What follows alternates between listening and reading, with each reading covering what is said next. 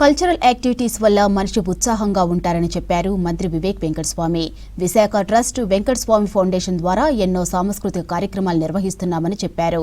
రవీంద్ర భారతిలో తెలంగాణ భాషా సాంస్కృతిక శాఖ, Sealwell corporation, Shruthilaya foundation, Shruthilaya arts academy ఆధ్వర్యంలో నిర్వహించిన సీల్వెల్ సినీ స్వరాలు 80 కార్యక్రమానికి హాజరయ్యారు మంత్రి.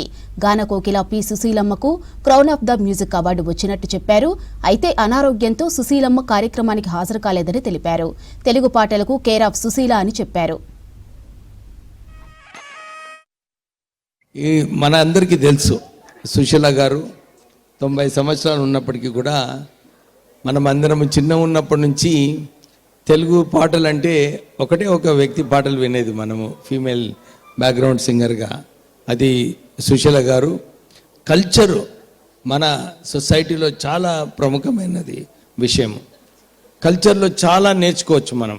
సో ఇలాంటి కల్చరల్ ప్రోగ్రామ్స్ మనకు ఇట్లా కండక్ట్ చేసినప్పుడు ఏదో ఒక స్పాన్సర్ ముందుకు రావాలి, వారికి ప్రోత్సహించాలి. ఇలా అయినప్పుడే ఈ కల్చర్ ముందుకు కొనసాగుతుంది. సో మన క్యారెక్టర్ బిల్డింగ్లో కూడా ఇలాంటి టైం మనము కల్చరల్ యాక్టివిటీస్లో స్పెండ్ చేయకపోతే మన లైఫ్ కూడా చాలా కాంప్లికేటెడ్గా అయిపోతుంది.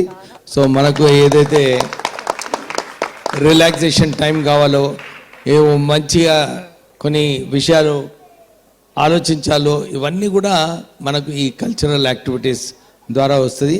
నేను కూడా స్కూల్లో ఉన్నప్పుడు మా స్కూల్లో చాలా కల్చరల్ యాక్టివిటీస్ ఉండే. సో మేము పార్టిసిపేట్ చేసేదన్నమాట. So there so much of activity. ఆ ఈవెంట్ అయ్యే ముందు బ్యాక్గ్రౌండ్లో ఎంతమంది పనిచేస్తూ ఉంటారో చాలామందికి తెలియదు.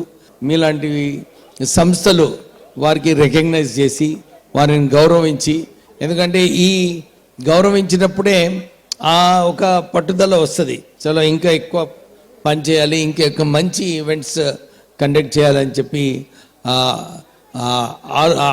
ఆలోచన డెఫినెట్లీ మనకు ఇలాంటి యాక్టివిటీస్